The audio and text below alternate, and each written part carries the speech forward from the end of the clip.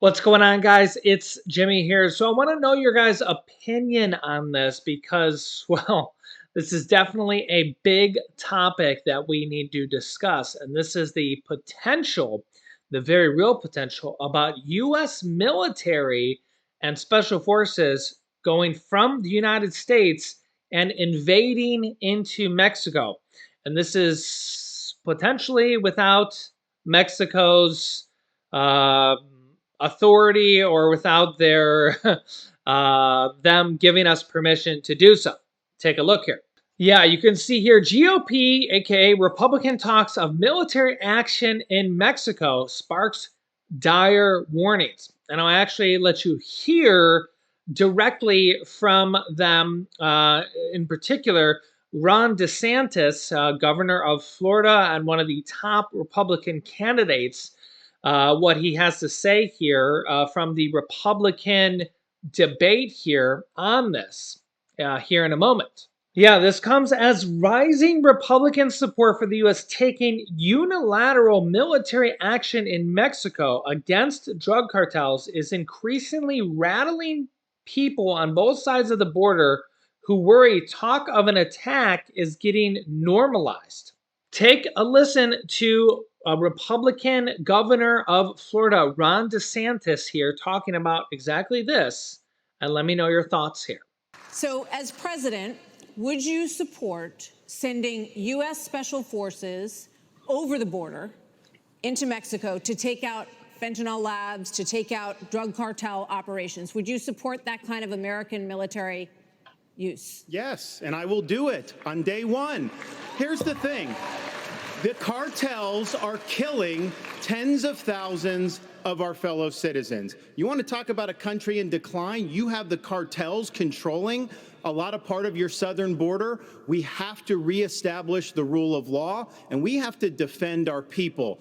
The President of the United States has got to use all available powers as Commander-in-Chief to protect our country and to protect the people. So when they're coming across, yes, we're going to use lethal force. Yes, we reserve the right to operate. How many more tens of thousands are we going to let to die? I am sick. I've met angel moms throughout this country. I met a lady in Texas named Tracy, and her son took one Percocet that was laced with fentanyl, immediately died. That is happening all across this country because of the poison that they are bringing in. So as president, would I use force? Would I treat them as foreign terrorist organizations? You're darn right I would. Yeah, so don't get me wrong, I'm all for stopping fentanyl and meth and all this stuff coming into our country. But when we talk about invading Mexico with military and US special forces, especially if it's without their permission, that could start a war or will start a war potentially. I mean, who knows? Yeah, that's a very very tricky situation here. I mean, you can't exactly just send the military into Mexico and not expect them to respond. Um, hmm. Yeah, and he says he's going to do this on day one. Wow, what a tricky situation. Let me know your thoughts on this. Yeah, now this really goes with we need a stronger border. We definitely need a stronger border. We need to stop this stuff from coming into our country. A lot of this stuff comes from Mexico and China.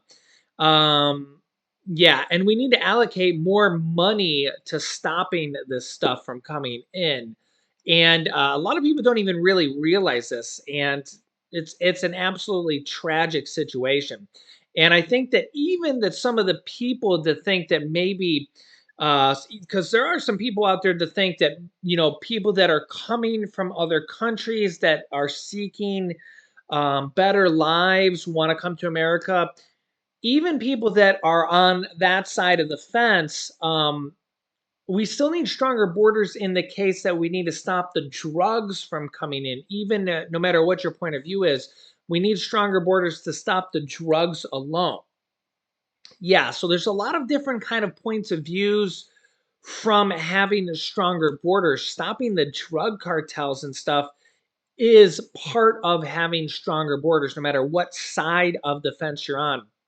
Ironically speaking, talking about a fence.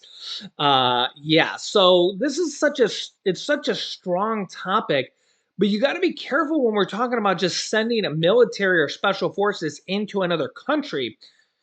You also got to be careful because we don't want Mexico to start aligning with countries like China and Russia and North Korea and Cuba, because that's a particularly hot topic right now. Because if we lose Mexico as one of our allies, that also could be a significant problem for the U.S. Imagine if we start invading Mexico and all of a sudden they say, yeah, the US, they're not so friendly. They're starting to invade us with military troops, US Special Forces. I get their point of view that they don't want drugs coming into our country, but hey, you can't just invade us with your military. This is an act of war. Again, think about this from the Mexico point of view. They're not trying to do this friendly. They're not trying to work with us. They're just sending in troops on day one. Again, think about this from the other people's point of view. Think about this if you're, say, the Mexican president or something like this. That again, that's what I try to do on my channel. I try to get people to think about this from all points of the spectrum here. If you've been watching my channel, you know that I'm just a realist. I try to just get people to think about everything here. Imagine if we lose Mexico as an ally and all of a sudden they try to or start to side with Russia, North Korea, and China.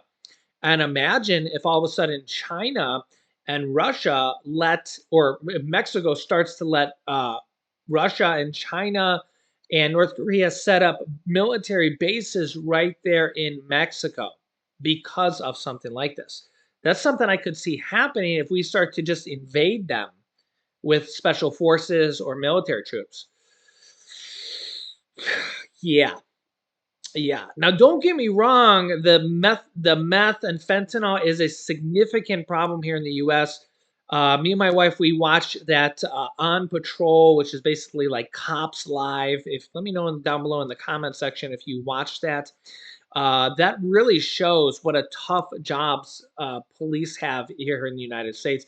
People literally run from the cops on a daily basis. It's basically, if you don't watch it, I don't know what channel it's on. You can Google it. My wife handles that, but it's on every single weekend, and it follows like 9 police stations across the country, and it really shows me how tough of a job police stations have around the country, because they're literally dealing with drugs. They're dealing with people like running from them on a daily basis. People having guns on a daily basis, turning it on police officers on a daily basis, and it's how dangerous their jobs are, and the drug problem here in America.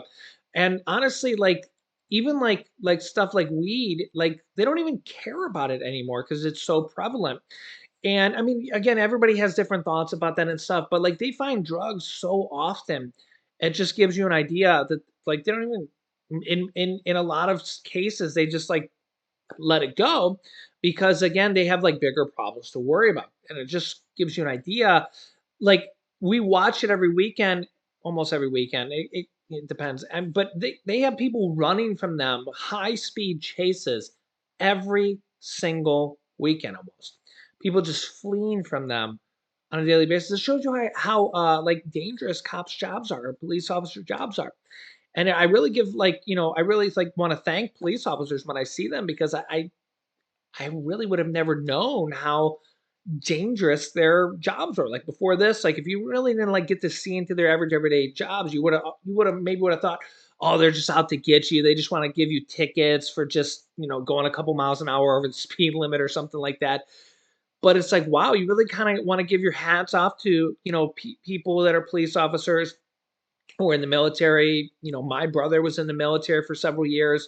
My grandfather served at Pearl Harbor. He was actually at Pearl Harbor 2 days before Pearl Harbor struck, and my mother wouldn't have been born, and I wouldn't have been born if he would have died there.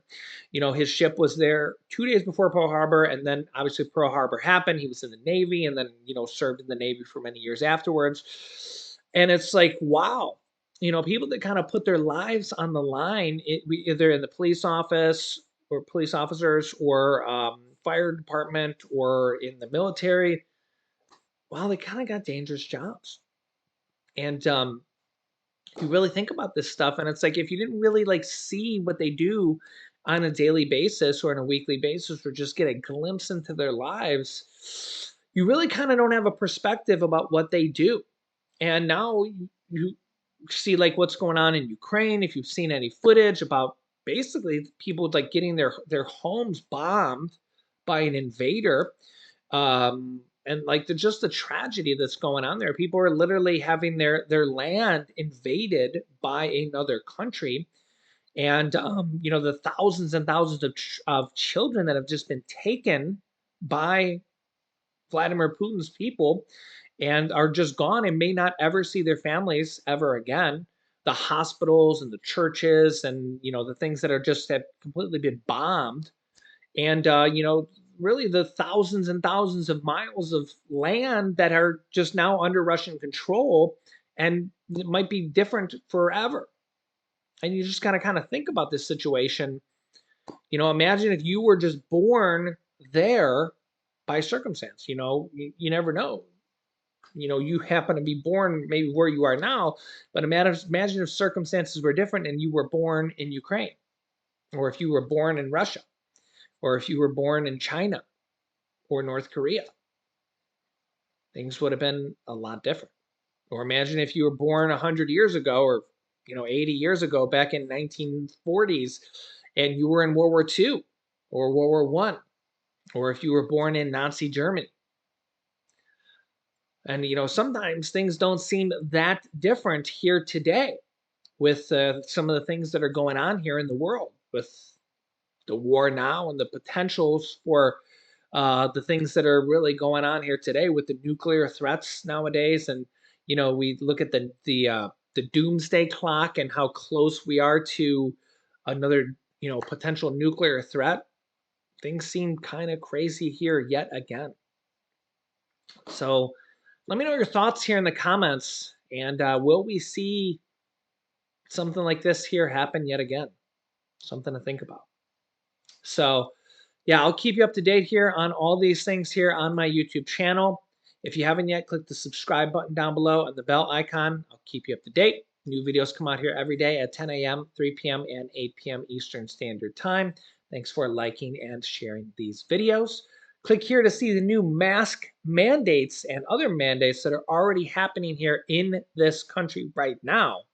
Or click here to see the Fed's new urgent warning they just sent out to millions of Americans. Click on one of those videos next. Thanks for watching, guys, and I'll see you in the next video.